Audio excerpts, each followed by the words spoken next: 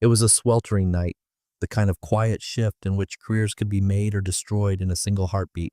At a routine checkpoint, a rookie officer, desperate to impress his cynical training supervisor, stopped a sleek black sedan. The driver was a sharply dressed black man in his late 50s.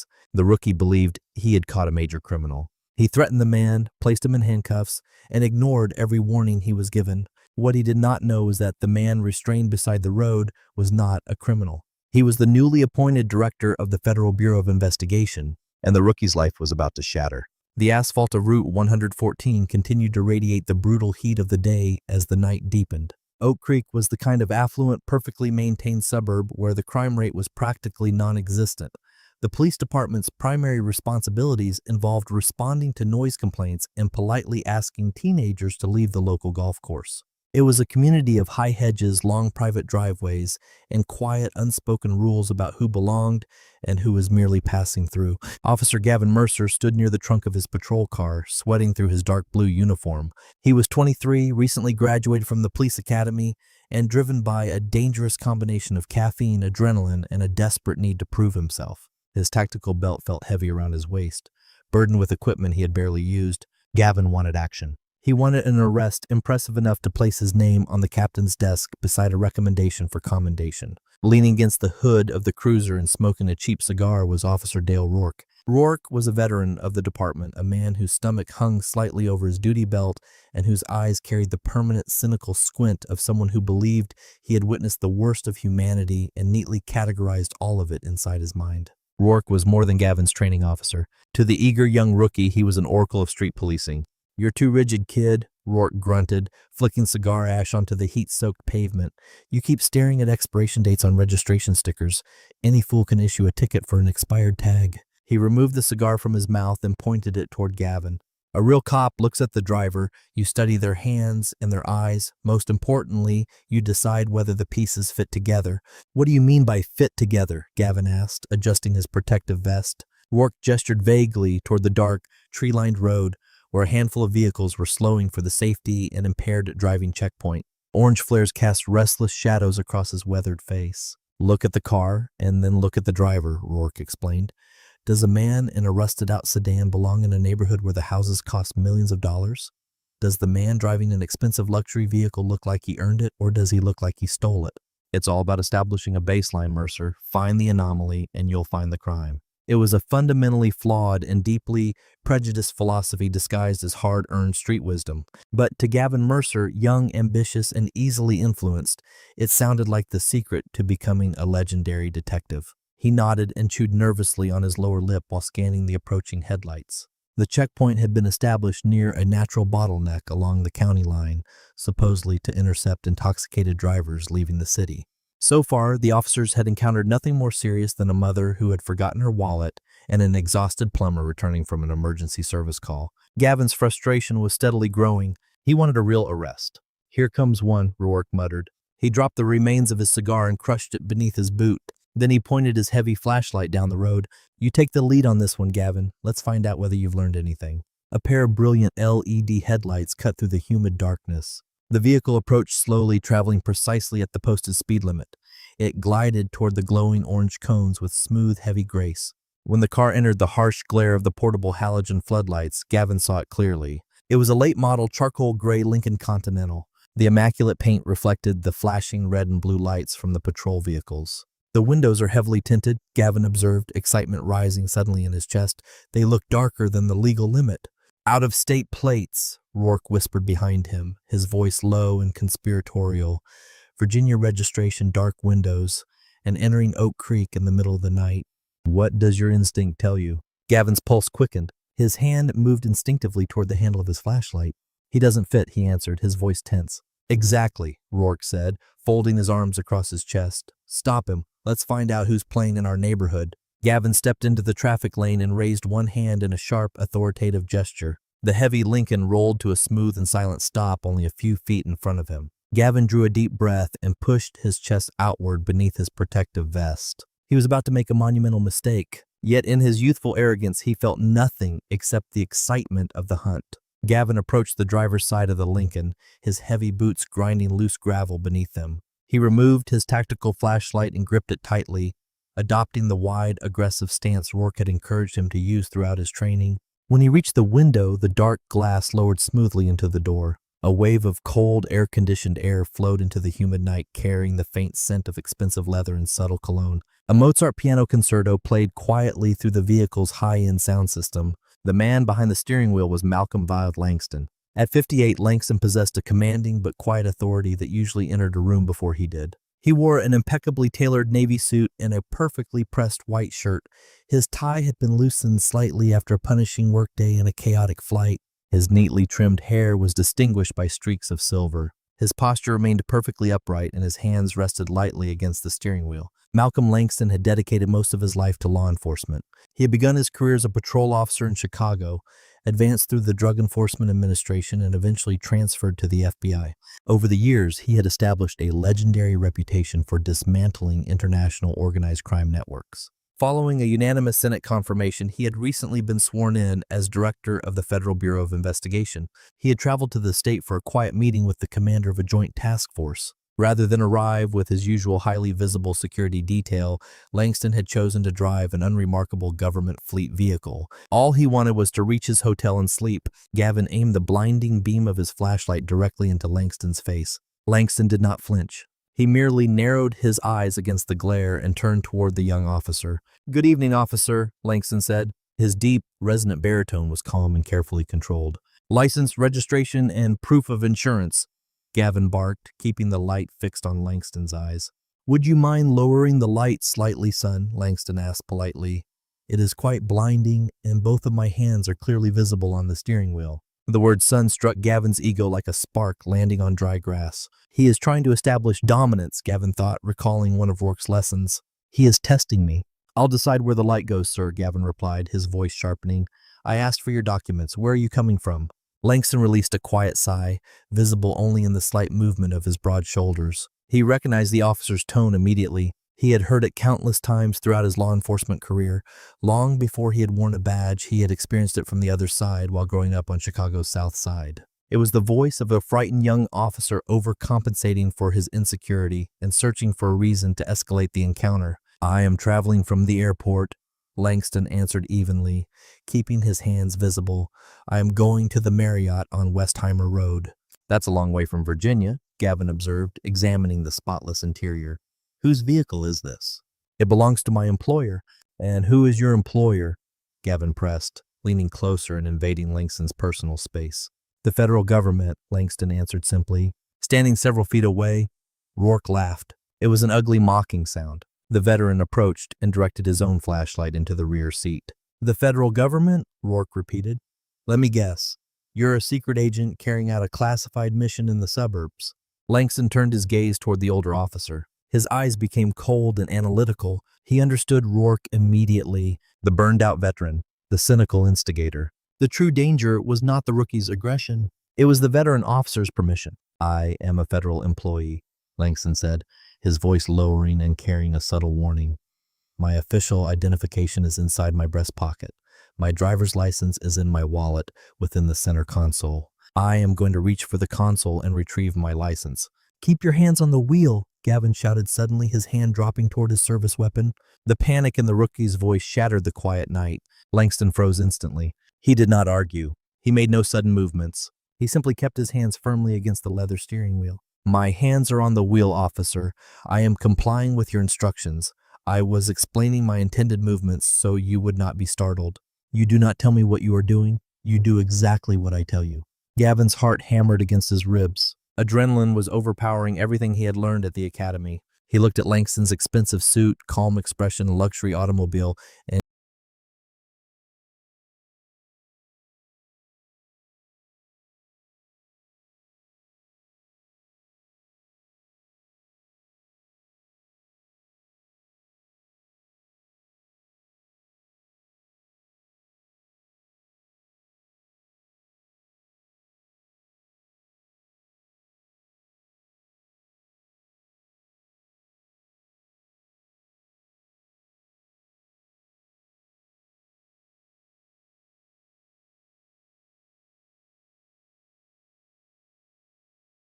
complete refusal to appear intimidated. Inside Gavin's biased and panicked mind, the man could not possibly be an ordinary citizen. He had to be a high-level trafficker. "Step out of the vehicle," Gavin commanded. "Officer," Langston replied, his tone shifting from polite to firmly authoritative. "I have committed no traffic violation. I am completely sober, and I have answered your questions. You are prolonging this detention without reasonable, articulable suspicion. I recommend that you take my driver's license, verify it, and allow me to continue to my destination." "I told you to get out of the car!" Gavin shouted. He grabbed the driver's door handle. It was locked. Gavin struck the window frame with his fist. "Unlock this door and step out, or I will break the window." "Watch his hands," Rourke warned from the side, feeding the rookie's growing paranoia. "He's too calm. He's hiding something." Malcolm Langston closed his eyes for the briefest moment. He understood the law completely. He knew every right he possessed. But he also understood the grim reality of what could happen when a black man argued with an agitated and armed police officer on a dark road, regardless of his identity. "I am unlocking the door," Langston said clearly. "I am stepping out." The heavy door opened. Langston emerged onto the asphalt. Standing 6 feet 2 inches tall, he towered over Gavin. He did not posture or inflate his chest, but his presence alone seemed to make the rookie smaller. "Turn around and place your hands on the roof," Gavin ordered, his voice trembling slightly. He drew his taser, its bright yellow frame glowing beneath the streetlights. Langston turned slowly and placed his large, well-groomed hands against the cool metal roof of the Lincoln. "Officer," he said, looking toward the dark tree line, "I want to be absolutely clear. You are making a profound mistake. I am cooperating fully, but you are crossing a legal boundary that will bring severe professional consequences." "Be quiet," Gavin snapped. He moved closer and aggressively kicked Langston's feet apart. After returning the taser to his belt, he began a rough and invasive search, slapping his hands against the fine wool of Langston's trousers. He discovered the wallet in the rear pocket, pulled it free, and threw it onto the roof. Rourke was now illuminating the interior of the Lincoln. "Gavin, look at this." The rookie turned. On the floor behind the front seats rested a reinforced metallic briefcase. It was a heavy-duty secure transport container protected by a biometric lock and a thick steel padlock. "What is inside the case?" Gavin demanded. He stepped slightly away from Langston but kept one hand near his belt. "That is a secure diplomatic pouch containing classified federal documents," Langston answered without turning around. "It belongs to the Department of Justice. You do not possess a warrant, you have no probable cause, and you absolutely do not have my consent to search this vehicle or that case." "Classified documents, my ass," Rourke laughed, leaning through the open window. "It looks like a cash delivery to me." He glanced toward Gavin. Think about it, an out-of-state luxury car traveling through Oak Creek in the middle of the night with a locked metal case in the back. "You think he might be transporting something he shouldn't?" Gavin's eyes widened. A narcotics arrest, a money laundering operation. This was the opportunity he had been waiting for. This was his path into the detective division. He had caught a cartel attorney or a major distributor. "Sir, you are being detained on suspicion of trafficking," Gavin said, reaching for his handcuffs. "Place your hands behind your back."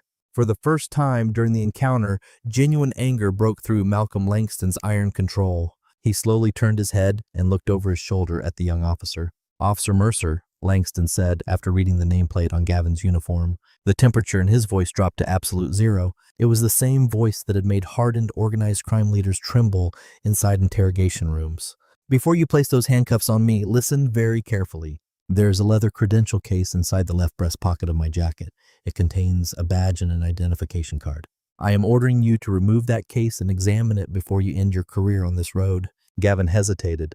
The absolute certainty in Langston's voice unsettled him. It did not sound like the desperate bluff of a criminal trapped in a lie. It sounded like the cold and undeniable truth of a man accustomed to wielding enormous authority. Then Rourke moved behind Langston and seized his left wrist with unnecessary force, twisting the arm backward.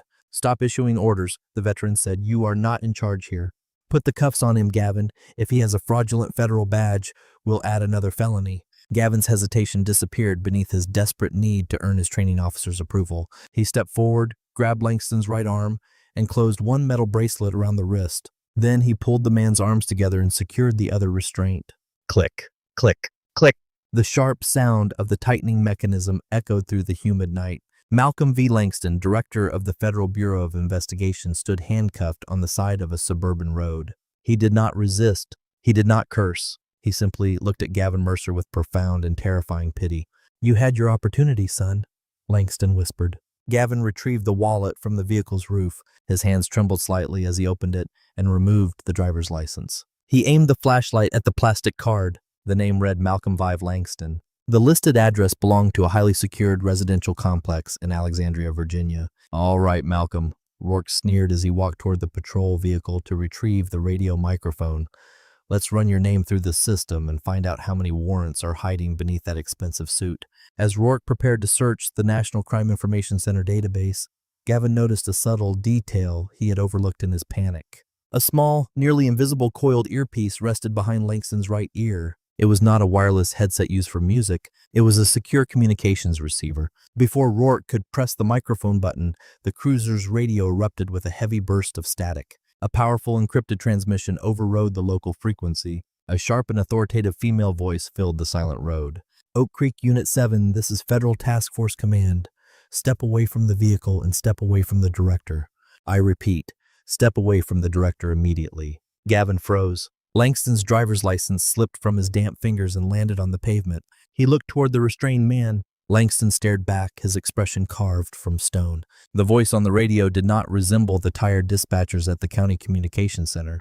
It was perfectly controlled, unnervingly calm, and free from the constant background chatter of police scanners. It sounded like an executive command transmitted through a secure satellite connection. Gavin stood paralyzed while Langston's driver's license rested near the toe of his boot. The summer night had previously been filled with oppressive heat and the sound of insects. Now it felt like a vacuum. Officer Dale Rourke, however, had survived his entire career through a stubborn refusal to accept that he could ever be wrong. His face turned an ugly shade of red beneath the checkpoint lights. He snatched the radio microphone from its cradle and pressed the transmission button. "Dispatch, this is Unit 7, Rourke barked, venom filling his voice. "We have unauthorized interference on the primary tactical frequency. Someone is imitating federal communications. Trace the signal and remove them from the channel. We have a felony suspect in custody." The radio answered immediately. It was not the local dispatcher. "Oak Creek Unit 7, this is Supervisory Special Agent Renee Caldwell of the FBI Joint Terrorism Task Force operating under federal command. We are not imitating your frequency. We have overridden the local repeater. The man in your custody is Malcolm V. Langston, Director of the Federal Bureau of Investigation. You are currently committing a federal offense by assaulting and unlawfully detaining a federal officer. Do not move. Do not attempt to transport the director. Do not touch your weapons. Acknowledge."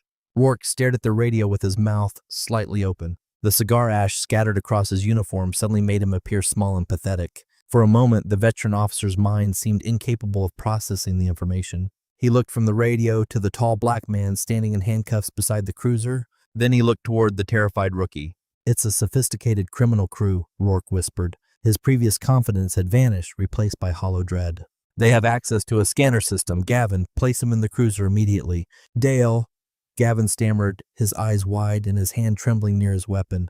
"Look at his license. It says Malcolm Langston. He told us that he put him in the car," Rourke shouted, moving toward Langston. Before he could reach him, the ground began to vibrate. It started as a low rumble beneath the soles of their boots. Then it grew into the unmistakable roar of high-performance engines being pushed to their limits from the direction Langston had been traveling. Two pairs of headlights appeared through the darkness at frightening speed. At the same moment, another set of headlights emerged from the direction of Central Oak Creek. There were no sirens. There were no flashing emergency lights. The vehicles approached in absolute and predatory silence. "What the hell is happening?" Gavin whispered. He backed away from Langston, allowing his flashlight to fall to his side. Within moments, the vehicles reached the checkpoint. Three identical matte black Chevrolet Suburbans with reinforced front grills and dark armored glass surrounded the scene. The lead Suburban executed a violently precise turn, its heavy tires screaming against the asphalt and throwing a cloud of bitter-smelling white smoke into the air. It stopped diagonally across the northbound lane, completely blocking the checkpoint. The second Suburban boxed in the patrol cruiser, positioning its steel bumper only inches from the driver's door. The third vehicle sealed the road from behind. The local officers were trapped inside a cage of armored steel. Every door opened simultaneously. The coordination was flawless, a brutal display of tactical precision that made Gavin's academy training appear like a child's game. 6 heavily armed federal agents emerged. They were not wearing the simple windbreakers bearing yellow FBI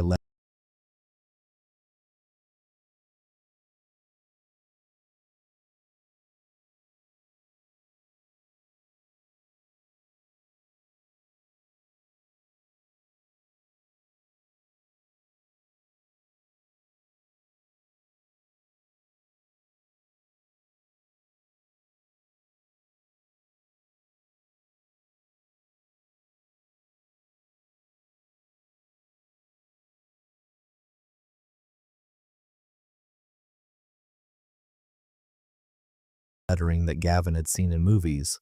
They wore full tactical equipment, precision plate carriers, Kevlar helmets, night vision mounts, and compact rifles. They moved with silent and terrifying efficiency. Hands away from your duty belts.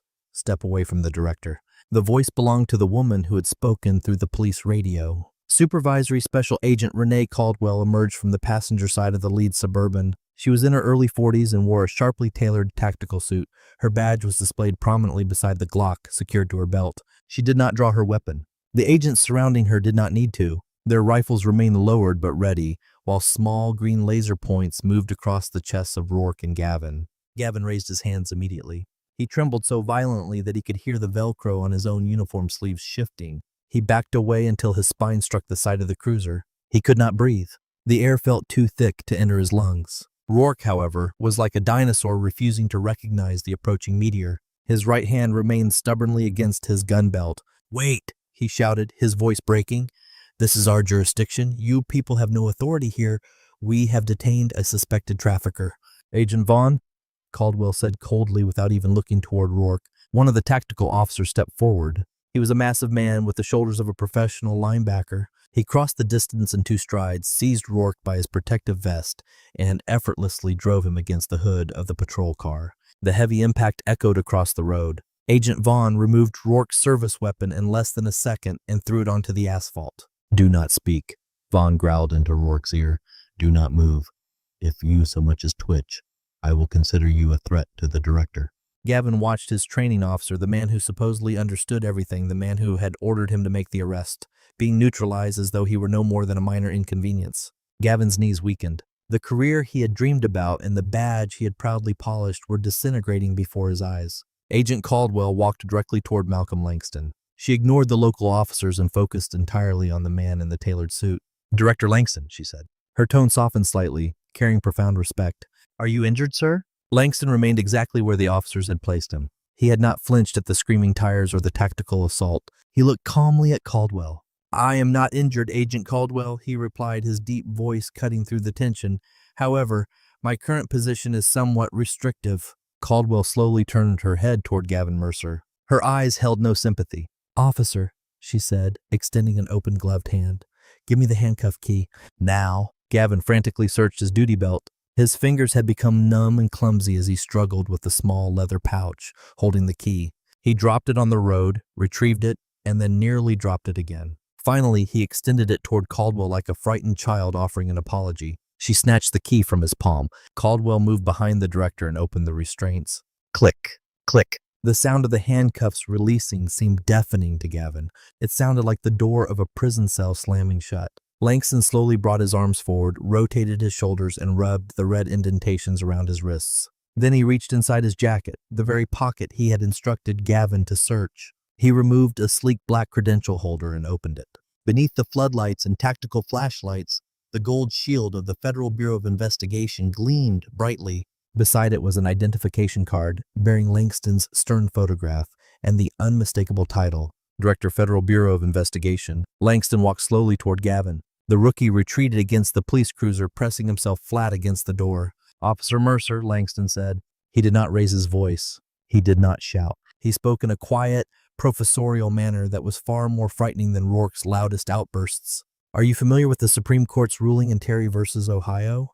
Gavin swallowed. His throat felt like sandpaper. "Yes, sir. A stop and frisk requires reasonable articulable suspicion that criminal activity is occurring."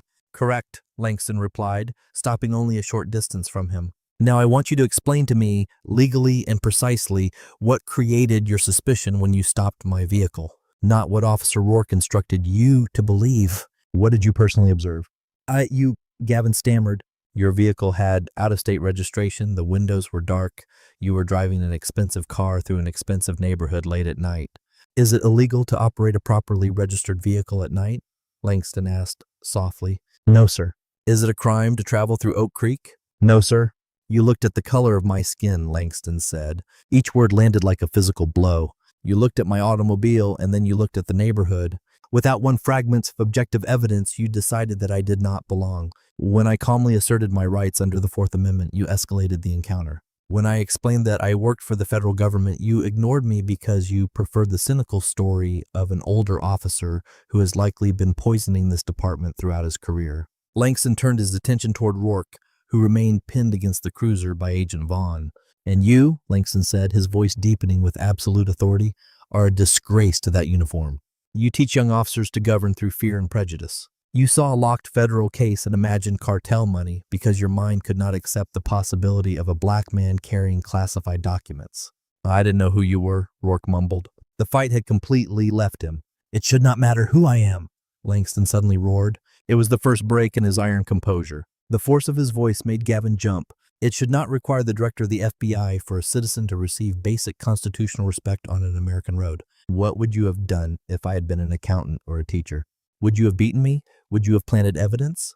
You are a dangerous threat to the citizens you swore to protect. A black Ford Explorer bearing municipal plates sped toward the federal blockade with its emergency lights flashing. The vehicle stopped abruptly, and Chief Quentin Harrow of the Oak Creek Police Department stumbled out. Harrow was a politician wearing a uniform, a man who had survived by keeping wealthy residents satisfied and official crime statistics low. He appeared to have awakened inside a nightmare. His uniform shirt was untucked, his face pale, and sweat covered his forehead. He had received a direct call from the United States Attorney General's office informing him that his officers had just unlawfully detained the highest-ranking law enforcement official in the country.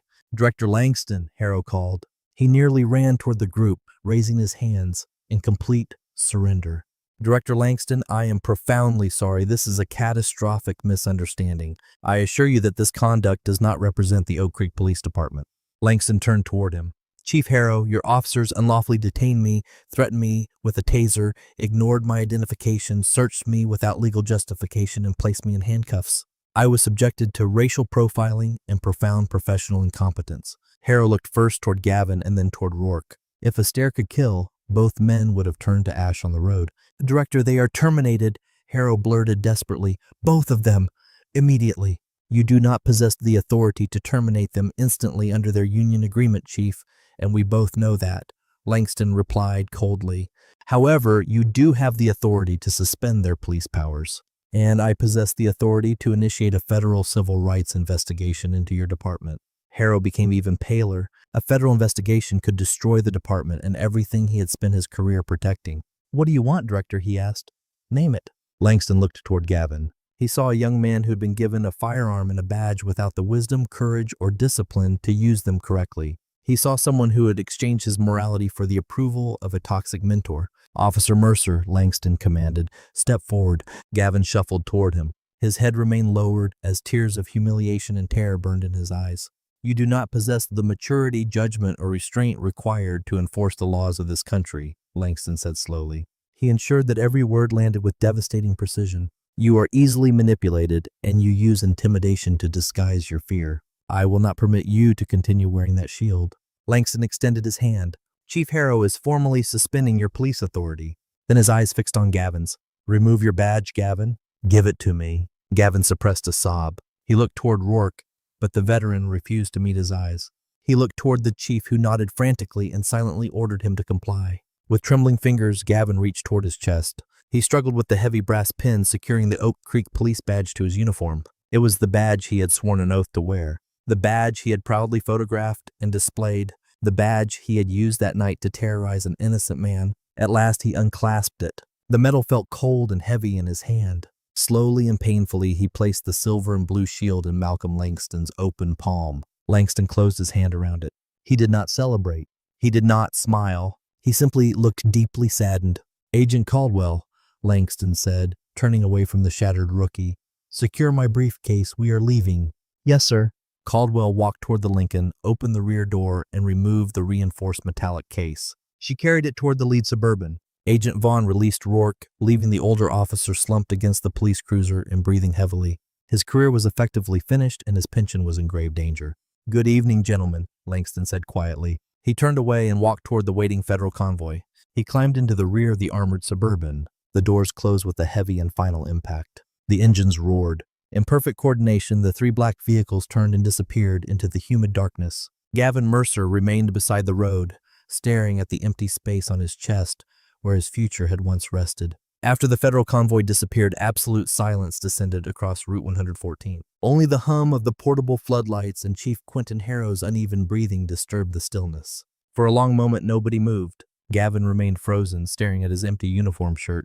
The material where the badge had rested felt unnaturally light, yet an unbearable pressure crushed his chest. Dale Rourke leaned heavily against the patrol vehicle, rubbing the shoulder Agent Vaughn had driven into the hood. His face was an ashen mask of realization. He had just watched his reputation, pension, career, and possibly his freedom disappear. Chief Harrow finally turned. His expression twisted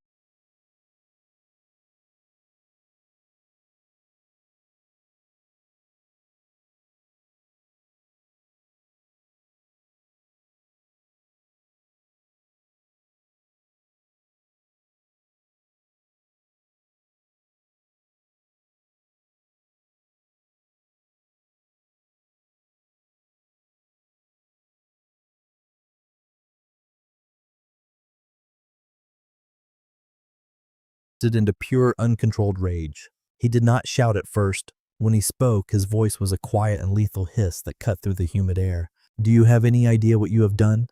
Harrow asked, pointing a trembling finger toward Rourke. "You did not merely destroy your own careers. You destroyed mine. You may have destroyed this entire department. The Department of Justice is going to tear Oak Creek apart.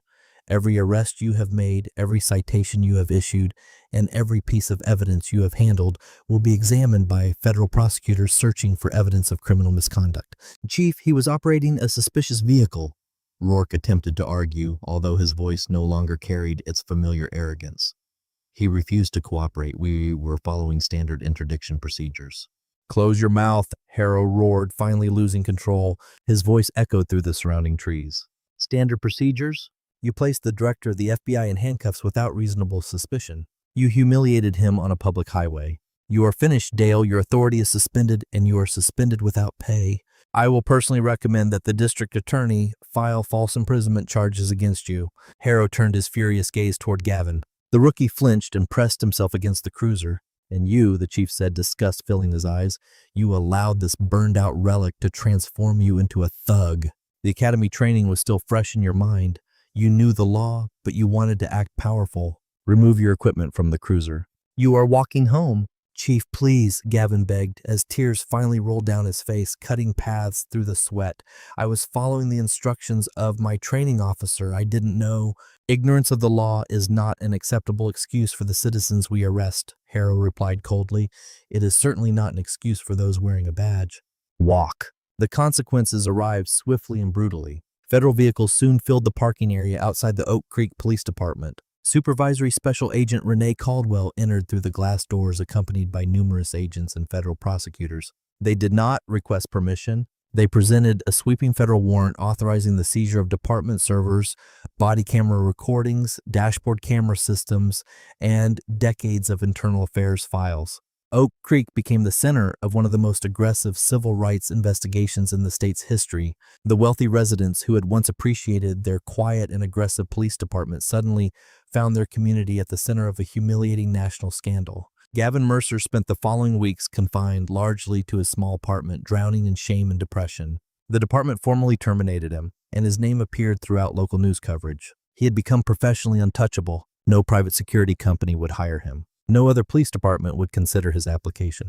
To pay his rent, Gavin accepted unregistered demolition work from a local construction crew. He spent his days tearing down walls and carrying broken drywall. As the physical exhaustion began clearing his mind, the panic from the checkpoint slowly faded. In its place appeared a persistent and disturbing question. One evening, Gavin sat on his battered couch with a cheap beer and replayed the traffic stop inside his mind yet again. He remembered Rourke's unnatural excitement. He remembered how specifically the veteran had searched for an out-of-state luxury automobile. Most importantly, he remembered the words Rourke had spoken after seeing Director Langston's metallic briefcase. "It looks like a cash delivery." You think someone driving through Oak Creek with out-of-state plates and a locked metal case might be transporting something illegal? Why had Rourke been so certain the case contained cash? Why had he immediately assumed a lone driver in a luxury vehicle was acting as a courier?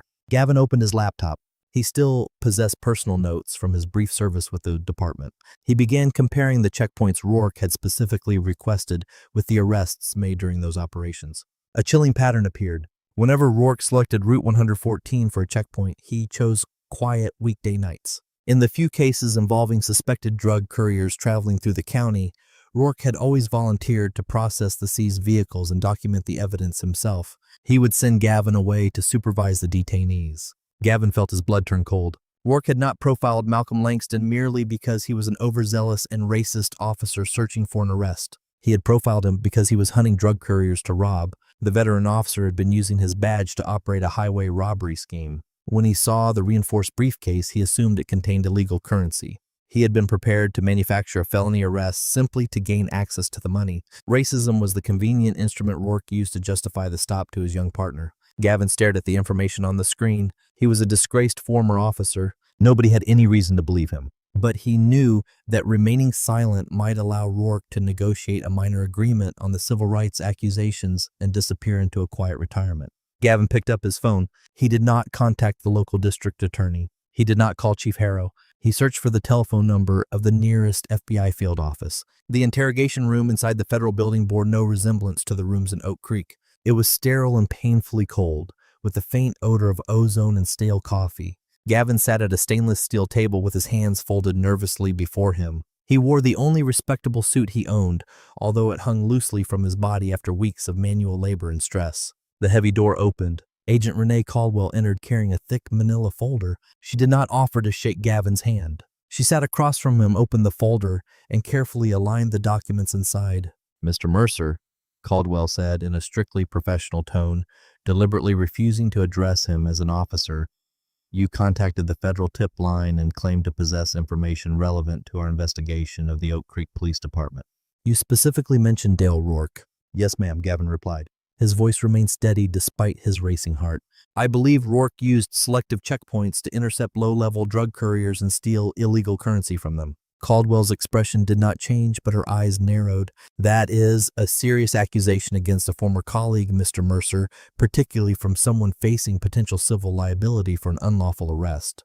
Are you seeking immunity?" "I do not care about immunity," Gavin answered firmly, surprising himself with the conviction in his voice. "I understand what I did. I know I acted like a coward that night.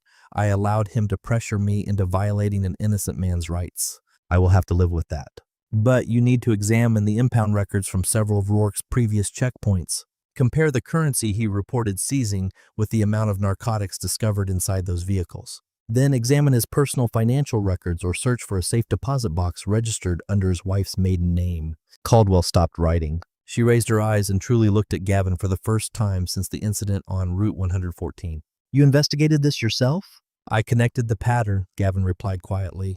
When he saw Director Langston's locked briefcase, he was not searching for evidence. He was searching for money. He believed Director Langston was a courier. Caldwell studied him in silence. Then she closed the folder. "Remain here." Gavin sat alone inside the freezing room. He did not check his telephone. He stared into his reflection in the two-way mirror. For the first time, he saw a young man who had stopped allowing other people to dictate his morality. When the door eventually opened, Agent Caldwell did not return. Malcolm V. Langston entered instead. The FBI director wore a flawless charcoal suit and carried the same overwhelming but quiet authority he had possessed during the traffic stop. He entered the room and sat across from Gavin. Gavin immediately stood and stiffened at attention. "Director Langston." "Sit down, Gavin," Langston said. His deep voice filled the small room. Gavin sat but could not maintain eye contact. He lowered his gaze toward the metal table. "Agent Caldwell examined the incidents you identified," Langston began, linking his fingers together. "Our forensic accountants compared the records with Rourke's financial disclosures. We obtained a warrant for a storage facility rented under an alias in a nearby town. Inside, agents discovered approximately $250,000 in shrink-wrap currency, several unregistered firearms, and a collection of stolen luxury watches." Gavin released a slow and unsteady breath. He was a criminal. He was, Langston agreed. "Dale Rourke will be arrested by federal agents on charges including extortion, grand larceny, deprivation of rights under color of law, and wire fraud. He will spend a very long period inside federal prison." Silence settled between them. "Why did you bring this information to us, Gavin?" Langston asked, leaning slightly forward. "You had nothing to gain. Your career in law enforcement is finished. This information will not restore your badge." "I understand," Gavin said, finally lifting his eyes toward the director. "I do not want the badge returned, sir. I did not deserve it. I wanted to become a police officer because I believed the badge would make me powerful. I allowed Rourke to convince me that the uniform gave me permission to judge people by their appearance and the places they traveled. I brought the evidence to you because it was the right thing to do. For the first time in my life, I wanted to make the right decision without a piece of metal on my chest instructing me to do it. Malcolm Langston studied him. The anger and disappointment he had felt on the highway were gone. In their place was solemn respect. Throughout his law enforcement career, Langston had encountered countless corrupt officers. He had rarely seen a disgraced one make an honest effort to restore the balance. Integrity is what you choose to do when no one is watching and there is no reward waiting for you, Langston said quietly. You failed an essential test on Route 114. You allowed fear and prejudice to overpower your duty. But today you passed a far more difficult test. Langston reached into his jacket and removed a simple embossed business card. He slid it across the stainless steel table. You will never serve as a police officer again, Langston stated firmly. That path is closed. However, the Bureau employs thousands of civilian analysts, logistics coordinators, and administrative specialists. We need people who understand the darker side of human behavior. We also need people who have learned the value of the law through painful experience. Gavin stared down at the card. It carried no special title, only the telephone number of a regional human resources director within the FBI's administrative division. Take the time you need, Langston said as he stood and buttoned his jacket. Decide what kind of man you intend to become. When you are prepared to serve the public honestly from behind a desk, call that number. I will personally ensure that your application receives fair consideration. Gavin's hands trembled as he picked up the card. It was not a badge. It was not a firearm. It was simply a second chance. Thank you, Director, Gavin whispered, his voice thick with emotion. Thank you. Malcolm Langston nodded once. Good luck, Mr. Mercer. As the director left the interrogation room, Gavin remained alone, staring at the small piece of cardstock. For the first time since losing his career, the crushing pressure inside his chest had disappeared. He had lost his badge. He had lost his arrogant illusions. He had lost the mentor he once admired. But when Gavin left the federal building and stepped into the bright sunlight, he realized that he had finally found his moral compass. What an extraordinary reality check. This story proves that absolute power without integrity will always lead to a devastating downfall. Sometimes losing everything is the only way for a person to discover who they truly are. Gavin Mercer learned the hard way that wearing a badge does not make someone a hero. A person's actions do. If this intense, true-to-life story kept you on the edge of your seat, press the like button to support the channel. Share the video with someone who enjoys a powerful twist, and subscribe for more gripping stories every week.